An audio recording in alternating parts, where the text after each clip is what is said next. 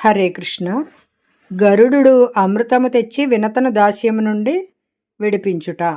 ఉగ్రశ్రవసుడు చెబుతున్నాడు. సూర్యకిరణాల వలె తేజోమయమైన బంగారు కాంతి గల శరీరంతో గరుడు తీవ్ర వేగంతో అమృతం ఉన్న చోటికి చేరాడు.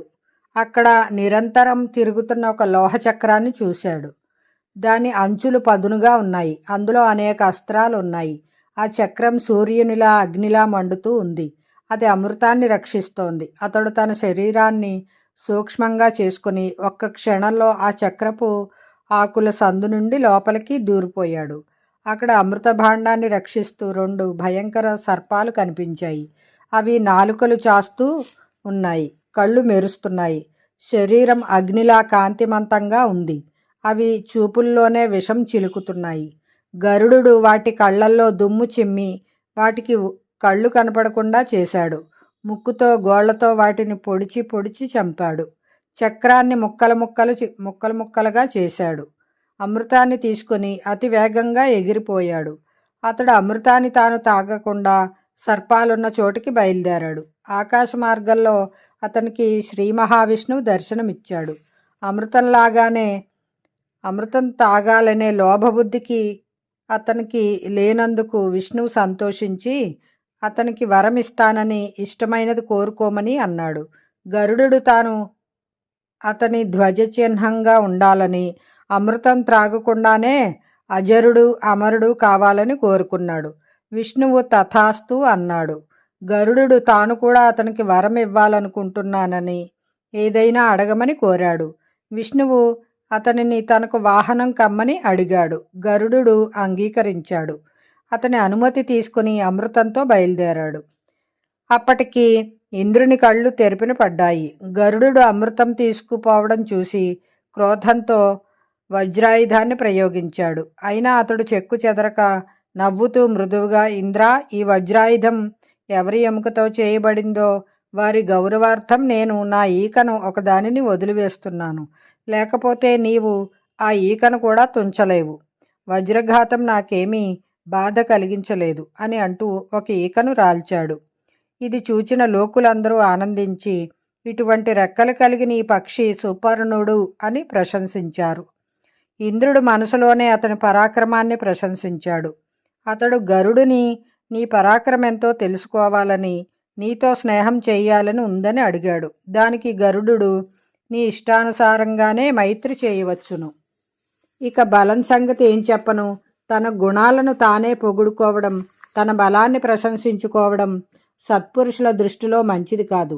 నీవు నన్ను మిత్రునిగా భావించి అడిగితే నేను ఆ మైత్రిని పురస్కరించుకొని చెప్తాను. పర్వతాలు, అడవులు, సముద్రాలు, నదులతో సహితంగా భూమిని అంతటిని, దానిపైన ఉన్న మీ స్వర్గలోకాన్ని నేను ఒంటి రెక్క మీద తాల్చి అలసట లేకుండా ఎగురగలను అన్నాడు. అది విని ఇంద్రుడు, ఇది సంపూర్ణంగా సత్యం. నీవు నా గాఢమైత్రిని అంగీకరించు. నీకు అమృతంతో పని లేకపోతే నాకు ఇచ్చివేయి. ఇది నీవు ఎవరికైనా ఇస్తే వారు మాకు హాని చేస్తారు అన్నాడు. గరుడు, దేవరాజా, అమృతాన్ని తీసుకువెళ్ళడానికి ఒక కారణం ఉంది. నేను దీనిని ఎవరికీ ఇవ్వను. నేను దీనిని ఉంచిన చోటి నుండి నీవు ఎత్తుకుపోవచ్చును అన్నాడు. ఇంద్రుడు సంతుష్టుడై వరం అడగమన్నాడు. గరుడునికి సర్పాల దుష్టత్వం, వాటి మోసగుణం కారణంగా తన తల్లికి దాస్యం కలగడం జ్ఞాపకం వచ్చింది. అతడు బలవంతమైన సర్పాలే తనకు ఆహారం కావాలని కోరుకున్నాడు. ఇంద్రుడు తథాస్తు అన్నాడు. ఇంద్రుడి వద్ద సెలవు తీసుకుని గరుడు సర్పాలున్న చోటికి వచ్చాడు. అక్కడే వారి తల్లి కూడా ఉంది. అతడు సంతోషాన్ని ప్రకటిస్తూ వారితో, ఇదిగో అమృతాన్ని తెచ్చాను. తాగడానికి తొందరపడకండి. దీనిని దర్భల మీద ఉంచుతున్నాను. స్నానం చేసి పవిత్రులై దీనిని త్రాగండి. మీరు చెప్పిన పని పూర్తి చేశాను కాబట్టి మీరు అన్నట్లుగా నా తల్లి దాస్య విముక్తురాలు అయ్యింది అనగానే సర్పాలన్నీ అందుకు అంగీకరించాయి. సర్పాలన్నీ ఆనందించి స్నానం చేయడానికి వెళ్ళగానే ఇంద్రుడు అమృత కలశాన్ని ఎత్తుకుపోయి స్వర్గానికి చేర్చాడు. మంగళకార్యాలన్నీ పూర్తి చేసుకుని సర్పాలు తిరిగి వచ్చి చూస్తే అమృతం అక్కడ లేదు. తాము వినతను దాసీగా చేయడానికి చేసిన మోసానికి ఇది ఫలితం అని అవి అనుకున్నాయి. అయితే అమృతం ఇక్కడ పెట్టబడింది కనుక దాని అంశ అక్కడ కొంతైనా ఉంటుందని భావించి సర్పాలు కుశలను నాకసాగాయి. దానితో వాటి నాలుకలు రెండుగా చీలిపోయాయి. అమృత స్పర్శ వలన కుశలు పవిత్రంగా భావించబడుతున్నాయి. కుశలు అంటే ఇక్కడ దర్భలండి.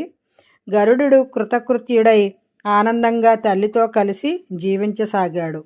అతడు పక్షులకు రాజు అయ్యాడు. అతని కీర్తి 4 దిక్కులా వ్యాపించింది. అతని తల్లి సుఖంగా జీవించింది. సర్పములు మాతృశాప విముక్తికై ఆలోచించుట. శౌనకుడు సూతనందన, తల్లి తమకు శాపం ఇచ్చిందని తెలిసిన నాగులు దాని నివారణకు ఏమి చేశారు అని ప్రశ్నించాడు. ఉగ్రశ్రవసుడు దానికి సమాధానం చెప్తున్నాడు. ఆ నాగులలో ఒకడైన శేషుడు కద్రువును మిగిలిన సోదరులను విడిచి ఉగ్రతపస్సు చేయడానికి వెళ్ళాడు. అతడు కేవలం గాలిని ఆహారంగా తీసుకుంటూ తన వ్రతాన్ని పూర్తిగా పాటించసాగాడు.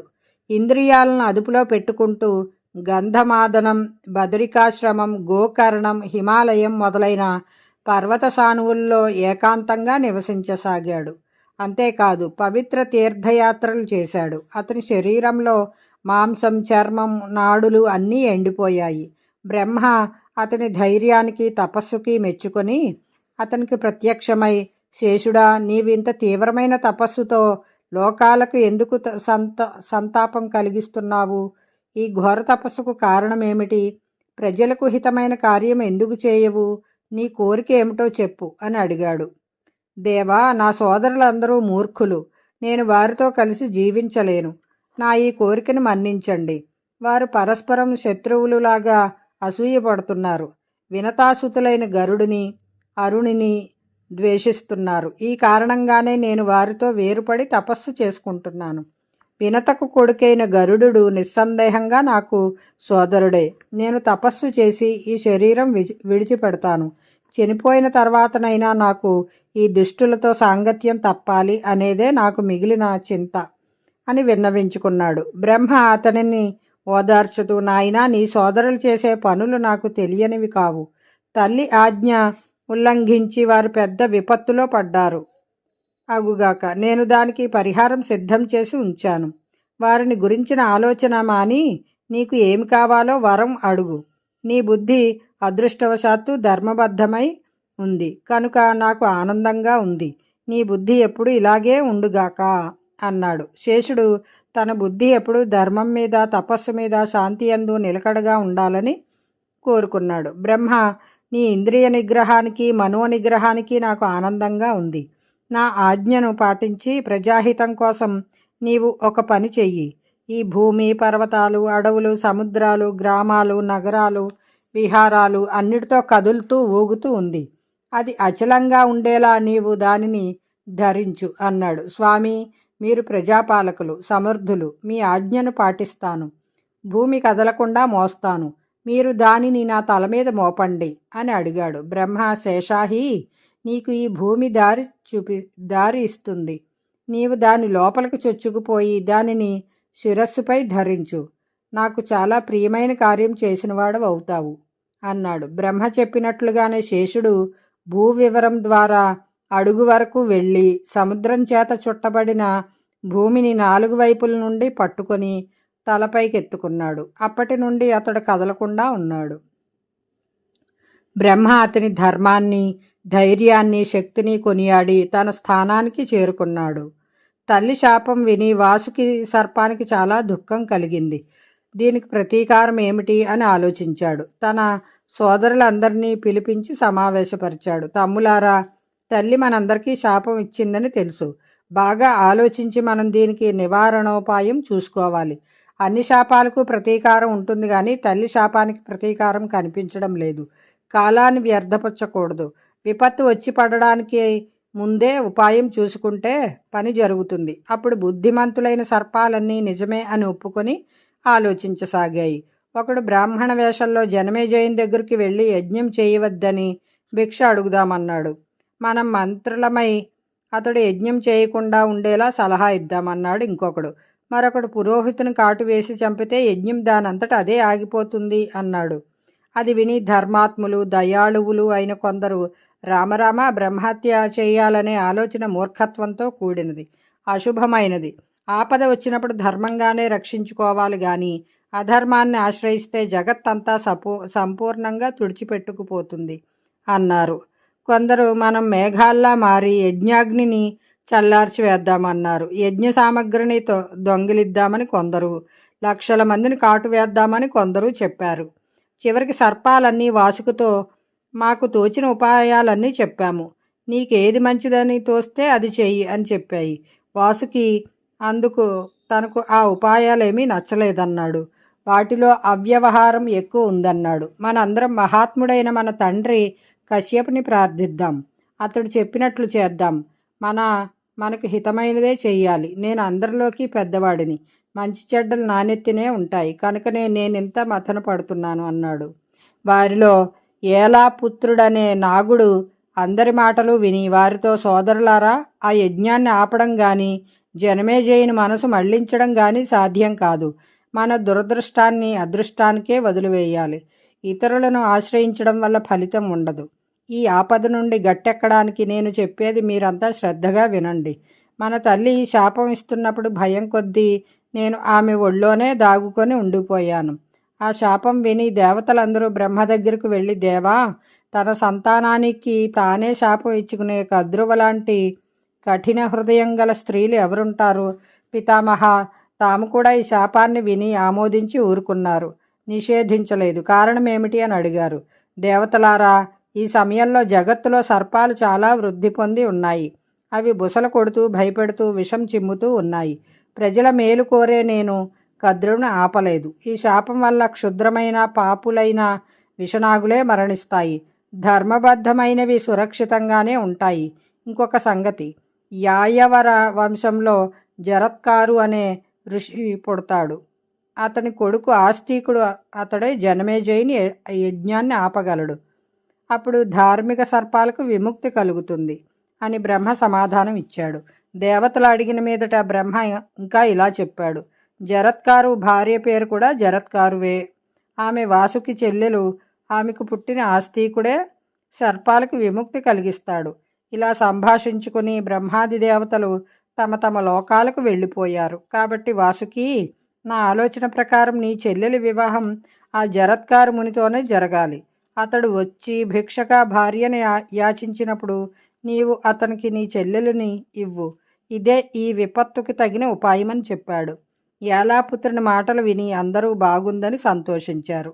అప్పటి నుండి వాసుకి తన చెల్లెలిని ప్రేమగా సాకుతున్నాడు. దీని తర్వాత కొద్ది రోజులకే సముద్రమథనం జరిగింది.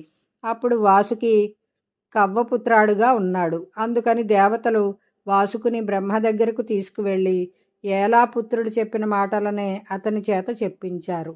వాసుకి జరత్కారు మునిని వెతకమని, అతనికి వివాహేచ్ఛ కలిగినప్పుడు తనకి వెంటనే చెప్పమని, తమకు శుభం కలగడానికి అదే నిశ్చితమైన ఉపాయమని చెప్పి సర్పాలను అందుకు వినియోగించాడు. జై శ్రీరామ్. జరత్కారుని కథ. ఆస్తికుని జననము. సౌనకుడు, సూతనందన, జరత్కారు ఋషికి ఆ పేరు ఎలా కలిగింది? దానికి అర్థం ఏమిటి? అతనికి ఆస్తికుడు ఎలా పుట్టాడు అని ప్రశ్నించాడు. ఉగ్రశ్రవసుడు చెప్పసాగాడు. జర శబ్దానికి క్షయమని, కారు శబ్దానికి దారుణమని అర్థం. అతని శరీరం మొదట చాలా దారుణంగా అంటే బలిష్టంగా ఉండేది. తర్వాత అతడు తపస్సు చేసి దానిని శిథిలం చేసి క్షీణింపచేసుకున్నాడు. కనుక అతని పేరు జరత్కారువు అయ్యింది. వాసుకి చెల్లెలికి కూడా అందుకే ఆ పేరు వచ్చింది.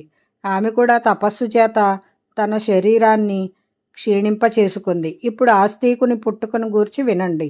జరత్కారు చాలా రోజుల వరకు బ్రహ్మచర్యాన్ని పాటిస్తూ తపస్సులో మునిగిపోయాడు. అతనికి వివాహేచ్ఛ లేదు. అతడు జపతపాలు స్వాధ్యాయం చేస్తూ నిర్భయంగా స్వచ్ఛంద రూపంలో భూమి మీద తిరుగుతూ ఉండేవాడు. అప్పుడు పరీక్షిత్తు భూమిని పాలిస్తున్నాడు. సాయంకాలం అయ్యేసరికి ఎక్కడకు చేరుకుంటాడో అక్కడే ఆగిపోవడం జరత్కారుకి నియమం. పవిత్ర తీర్థాల్లో స్నానాలు చేస్తూ సామాన్య పురుషులకు అసంభవమైన నియమాలన్నీ పాటిస్తూ ఉండేవాడు. కేవలం గాలి పీలుస్తూ నిరాహారంగా ఉండడంతో అతని శరీరం ఎండిపోయింది. ఈ విధంగా తిరుగుతూ ఒకసారి అతడు కొందరు పితరులు ఒక గోతిలో అధోముఖులై వేలాడుతుండడం చూశాడు. వారు ఒక ఒంటి వేరును పట్టుకొని బ్రతికి ఉన్నారు. ఆ వేరును కూడా ఒక ఎలుక కొద్దిగా కొరికి వేస్తోంది. వారు నిరాహారులై బలహీనంగా దీనంగా ఉన్నారు. జరత్కారువు వారి దగ్గరకు వెళ్ళి, మీరు పట్టుకొని వేలాడుతున్న వేరును ఎలుక కొరికి వేస్తోంది. మీరెవరు? ఆ వేరు పూర్తిగా తెగిపోతే మీరు అధోముఖులై కిందకి పడిపోతారు. మిమ్మల్ని ఈ స్థితిలో చూస్తుంటే నాకు చాలా జాలిగా ఉంది. నేను మీకు ఎలా సహాయపడగలను? నా తపస్సులో 4వ వంతు 3వ వంతు లేదంటే అర్ధభాగంతో అయినా సరే మీరు ఈ ఆపద నుండి బయటపడతారనుకుంటే చెప్పండి. అంతెందుకు, నా తపస్సంతా ధారపోసి అయినా మిమ్మల్ని రక్షించుకుంటాను. మీకు అనుమతించండి అని అడిగాడు. పితరులు, నీవు వృద్ధ బ్రహ్మచారివి, మమ్ము రక్షించాలనుకుంటున్నావు. కానీ ఈ విపత్తు తపోబలం వలన తొలగిపోదు. ఆ తపోబలం మా వద్దనే ఉంది. కానీ వంశపరంపర నష్టమవుతున్న కారణంగా ఈ ఘోర నరకంలో పడి ఉన్నాము. నీవు వృద్ధుడివై కూడా జాలితో మా గురించి ఆలోచిస్తున్నావు. కాబట్టి మా మాట విను. మేము యాయావరులనే పేరు గల ఋషులము. వంశపరంపర క్షీణించిపోవడం వలన మేము పుణ్యలోకాల నుండి కిందకి పడిపోయాము. మా వంశంలో కేవలం ఒక్కడే బతికి ఉన్నాడు. వాడు లేనట్లే వాడు మా దురదృష్టం కొద్దీ తపస్వి అయ్యాడు. అతని పేరు జరత్కారువు. అతడు వేదాంగాలు చదివిన పండితుడే కాదు, ఇంకా నిగ్రహవంతుడు, ఉదారుడు, వ్రత సంపన్నుడు కూడా. అతడు తపస్సు మీద లోభంతో మమ్మల్ని ఈ సంకటంలో పడేశాడు. అతనికి అన్నదమ్ములు కానీ భార్యాబిడ్డలు కానీ లేరు. అందుకే మేము మూర్ఛపోతూ అనాథల వలె గోతిలో వేళ్లాడుతున్నాము. అయ్యా, మీకు ఎక్కడైనా అతడు తటస్థపడితే, జరత్కారు, నీ పితరులు అధోముఖులై గోతిలో పడి వేళ్లాడుతున్నారు. నీవు వివాహం చేసుకుని సంతానాన్ని కను. మా వంశానికి ఇప్పుడు నీవు ఒక్కడవే మిగిలావు అని చెప్పు. బ్రహ్మచారి, నీవు చూస్తున్న వేరే మా వంశాధారం. మా వంశ పరంపరలో నష్టమైన వారే ఈ కొరికి వేయబడిన భాగం. ఈ మిగిలిన వేరే జరత్కారువు. వేరును కొరుకుతున్న ఎలుక మహాబలుడైన కాలుడు. ఏదో ఒక రోజున ఇతడు జరత్కారువును కూడా నశింపచేస్తాడు. అప్పుడు మాకు మరింత విపత్తు కలుగుతుంది. మీరు చూసినదంతా జరత్కారువుతో దయచేసి చెప్పండి. మీరెవరు? బంధువు వలె మా కోసం ఇంత శోకిస్తున్నారు అని ప్రశ్నించారు. వారి మాటలు విని జరత్కారువు మిక్కిలి శోకించాడు. కంఠం రుద్ధమైపోయింది. గద్గద స్వరంతో ఇలా అన్నాడు. మీరందరూ నా తాత తండ్రులు. నేను మీకు అపచారం చేసిన కొడుకు జరత్కారువును. మీరు నన్ను దండించండి. నేను చేయవలసింది చెప్పండి. వెంటనే పితరులు, నాయనా, అదృష్టవశం వలన నీవు ఇక్కడికి వచ్చావు. చాలా సంతోషించదగ్గ విషయం. మంచిది. నీవు ఇంతవరకు వివాహం ఎందుకు చేసుకోలేదో చెప్పు అని అడిగారు. జరత్కారువు, మహాత్ములారా, అఖండ బ్రహ్మచర్యం పాటించి స్వర్గాన్ని పొందాలని నా మనస్సులో నిరంతరం తిరుగాడే కోరిక. ఎప్పటికీ వివాహం చేసుకోకూడదని నా దృఢ సంకల్పం. కానీ మీరు తలక్రిందులుగా వేలాడడం చూచి నా సంకల్పం సడలిపోయింది. మీకోసం తప్పక వివాహం చేసుకుంటాను. నా పేరే కలిగిన కన్య దొరికితే, అది కూడా భిక్షారూపంలో అయితే, ఆమెను పత్నిగా స్వీకరిస్తాను. కానీ ఆమె పోషణ భారం వహించను. ఈ సౌకర్యం లభిస్తేనే వివాహమాడతాను, లేకుంటే లేదు. మీరు చింతించకండి. మీ సుఖం కోసం నాకు పుత్రుడు కలుగుతాడు. మీరు పరలోకంలో సుఖంగా ఉండవచ్చును అన్నాడు. జరత్కారువు తన పితరులకు ఈ రీతిగా చెప్పి భూలోకంలో తిరగసాగాడు. కానీ ఒకవైపు అతడు వృద్ధుడని కొందరు పిల్లనివ్వలేదు. మరొక వైపు అతనికి అనురూపవతి అయిన కన్య కూడా దొరకలేదు. నిరాశ చెందిన అతడు అడవిలో తిరుగుతూ పితరులకు మేలు చెయ్యాలని 3 సార్లు నెమ్మదిగా, నేను కన్యని యాచిస్తున్నాను. ఇక్కడున్న చరాచర ప్రాణులు గాని, గుప్తంగా ప్రకటంగా ఉన్న ప్రాణులు గాని నా మాట వినుగాక. పితరుల దుఃఖం పోగొట్టడానికి వారి ప్రేరణతో నేను కన్యను భిక్షగా అర్థిస్తున్నాను. నా పేరే కలిగిన కన్యను భిక్షారూపంలో నాకు ఇవ్వాలి. ఆమె పోషణ భారం నేను వహించను. అటువంటి కన్యను నాకు ఇవ్వండి అని పలికాడు. వాసుకి నియమించిన సర్పాలు జరత్కారు మాటలు విని నాగరాజు వద్దకు వెళ్ళాయి. వెంటనే వాసుకి తన చెల్లెలిని తెచ్చి భిక్షారూపంలో అతనికి సమర్పించాడు. జరత్కారువు తన ప్రతిజ్ఞకు భంగం కలిగేలా ఆమెను గూర్చిన వివరాలు తెలుసుకోకుండా ఆమెను స్వీకరించలేదు. ఆమె పేరు ఏమిటని అడగడంతో పాటే ఆమె పోషణ భారం వహించినని కూడా చెప్పేశాడు. వాసుకి ఆమె తన చెల్లెలు జరత్కారు అని, ఆమె పోషణ రక్షణలు తాను చేస్తానని, అతని కోసమే ఆమెను ఇంతవరకు ఇలా ఉంచానని చెప్పాడు. జరత్కారువు, ఇంతకుముందే నేను ఈమెను పోషించనని చెప్పాను గదా, ఇంకొక నియమం కూడా ఉంది. ఈమె నాకెప్పుడూ అప్రియం చేయకూడదు, చేస్తే నేను ఈమెను విడిచి వెళ్ళిపోతాను అన్నాడు. వాసుకి ఆ నియమానికి కూడా అంగీకరించాడు. వారిద్దరినీ తమ ఇంటికి తీసుకువెళ్ళి పెళ్లి చేశాడు. జరత్కారువు తన భార్యతో నాగరాజు వాసుకి భవనంలో ఉండసాగాడు. అతడు తన నియమం గురించి ఆమెకు కూడా చెప్పాడు. ఆమె అంగీకరించి మిక్కిలి జాగరూకతతో అతనికి సపర్యలు చేయసాగింది. కొంతకాలానికి ఆమె గర్భం ధరించింది. క్రమంగా నెలలు నిండుతున్నాయి. ఒక రోజున జరత్కారు ఋషి చాలా అలసిపోయి తన భార్య ఒడిలో తలపెట్టుకుని నిద్రపోతున్నాడు. అంతలో సూర్యాస్తమయ సమయం అయింది. భర్త నిద్ర నుండి లేపడం ధర్మమా, ధర్మ విరుద్ధమా అని తర్కించుకుంది.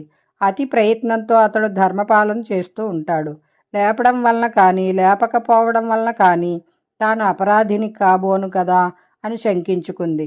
లేపితే అతనికి కోపం వస్తుందని భయం, లేపకపోతే ధర్మలోపం అవుతుందని తర్కించుకుంది. ఇలా తర్కించుకొని చివరకు అతడు కోపించినా సరే అతనికి మాత్రం ధర్మలోపం కలగకూడదని నిశ్చయించుకుంది. మృదుస్వరంతో, స్వామి, సూర్యాస్తమయం అవుతోంది, లేవండి, ఆచమించి సంధ్యవార్చండి, అగ్నిహోత్రానికి వేళ అయ్యింది, పడమటి దిక్కు ఎర్రవారుతోంది అని మేలుకొలిపింది. జరత్కారువు నిద్రలేచాడు. కోపంతో అతని పెదవులు అదురుతున్నాయి. అతడు, నాగిని, నీవు నన్ను అవమానించావు. ఇక నేను ఇక్కడ ఉండను, వచ్చిన చోటికే వెళ్తాను. నేను నిద్రిస్తుండగా సూర్యుడు అస్తమించడం నాకు బాగా తెలుసు. అవమానం జరిగిన చోట నిలవడం మంచిది కాదు. నేను వెళ్తున్నాను అన్నాడు. హృదయాన్ని కంపింపచేసే భర్త మాటలు విని ఆ ఋషిపత్ని, దేవా, నేను మిమ్మల్ని అవమానించడానికి లేపలేదు, మీకు ధర్మలోపం కలుగురాదనే నా ఉద్దేశం అంది. జరత్కారువు, ఒకసారి నోటి వెంట వచ్చాక అది అబద్ధం కాపోదు. మన మధ్య ఈ నియమం ఉండనే ఉంది కదా. నీవు నీ అన్నతో చెప్పు అతడు వెళ్ళిపోయాడని, నేను ఇక్కడ చాలా సుఖంగా గడిపానని కూడా చెప్పు. నేను వెళ్ళాక నీవు బాధపడకు అన్నాడు. మునిపత్ని శోకాతుర అయ్యింది. ఆమె నోరు ఎండిపోయింది, మాట బొంగురుపోయింది, కళ్ళు నీటితో నిండాయి. ఆమె హృదయం కంపిస్తూ ఉండగా చేతులు జోడించి, ధర్మజ్ఞ, నిరపరాధిని అయిన నన్ను విడవకండి. నేను ధర్మానికి బద్ధురాలనై మీకు ప్రియం హితం చేయడంలో లగ్నమైపోయాను. నా అన్న ఒక ప్రయోజనాన్ని ఆశించి మీతో నా వివాహం జరిపించాడు. ఇంకా అది పూర్తి కాలేదు. మా జాతి అన్నదమ్ములకు తల్లి కద్రువ శాపం ఉంది. మీ వలన సంతానం పొందవలసిన అవసరం ఉంది. దాని వలననే వారికి శుభం కలుగుతుంది. మన ఇద్దరి సంయోగం వృధా కాకూడదు. ఇంకా నాకు సంతానం కలగలేదు. నిరపరాధిని అయిన నన్ను విడిచి ఎందుకు వెళ్ళిపోతారు అని ప్రాధేయపడింది. భార్య మాటలు విని ఋషి, నీ కడుపులో అగ్ని సమాన తేజస్వి అయిన పుత్రుడున్నాడు.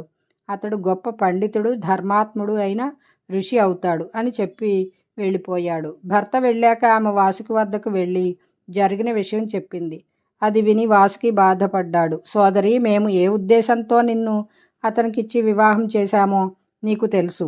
నీ కడుపున కొడుకు పుడితే నాగులకు మేలు జరిగేది. అతడు బ్రహ్మ చెప్పినట్లుగా జనమేజయుడు చేసే యజ్ఞాన్ని నుండి మమ్మల్ని రక్షించేవాడు.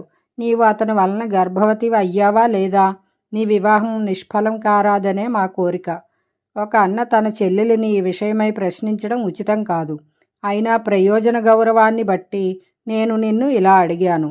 ఒకసారి అతడు వెళ్తానని చెప్పాక అతనిని మరల్చడం అసంభవం అని నాకు తెలుసు. అతడు ఎక్కడ శాపం ఇస్తాడో అని నేను అతనితో మాట్లాడను కూడా లేదు. చెల్లులా, నీవు అన్ని విషయాలు నాతో చెప్పు. నా మనసులో సంకటాన్ని తొలగించు అన్నాడు. ఆమె తన అన్న వాసుకి ధైర్యం చెప్తూ, అన్నయ్య, నేను కూడా ఈ సంగతిని అతనికి చెప్పాను. అతడు పుత్రుడు పుడతాడనే చెప్పాడు. అతడు వినోదం కోసమైనా ఎప్పుడూ అబద్ధం చెప్పడు. ఇటువంటి సంకట సమయంలో అతని మాట అబద్ధం ఎలా అవుతుంది? అతడు వెళ్తూ వెళ్తూ, నాగిని, నీ ప్రయోజన సిద్ధికి సంబంధించినంత వరకు ఏమీ చింతించకు. నీ గర్భం నుండి అగ్ని వలె, సూర్యుని వలె తేజస్వి అయిన కొడుకు పుడతాడని చెప్పి వెళ్ళాడు. కాబట్టి అన్నయ్య, నీవు నీ మనసులో ఎలాంటి దుఃఖం పొందవద్దు అని ఊరడించింది. అది విని వాసుకి ఎంతో ప్రేమతో, ఆనందంతో ఆమెకు స్వాగత సత్కారాలు ఏర్పాటు చేశాడు. ఆమె గర్భం శుక్లపక్ష చంద్రుడిలా వృద్ధి కాసాగింది. సమయం ఆసన్నమై జరత్కారు గర్భం నుండి ఒక దివ్య పుత్రుడు ఉద్భవించాడు. అతని పుట్టుకతో మాతృ పితృవంశాలు రెండిటికీ భయం తీరిపోయింది. క్రమంగా పెరిగి పెద్దవాడై అతడు చ్యవనముని వద్ద వేదాలు సాంగోపాంగంగా అధ్యయనం చేశాడు. ఆ బ్రహ్మచారి అయిన బాలకుడు బాల్యం నుండే గొప్ప బుద్ధిమంతుడు, సాత్వికుడు అయ్యాడు. అతడు గర్భంలో ఉండగానే తండ్రి అతని విషయమై అస్థి అంటే ఉన్నాడు అని అర్థమండి. కాబట్టి అతని పేరు ఆస్తికుడు అయ్యింది. నాగరాజు వాసుకి గృహంలో మిక్కిలి జాగరూకతతో ప్రయత్నంతో రక్షింపబడుతూ అతని బాల్యం గడిచింది. కొద్ది రోజుల్లోనే అతడు ఇంద్రుని వలె వృద్ధి చెంది నాగులకు హర్షాన్ని కలిగించాడు. జై శ్రీరామ్.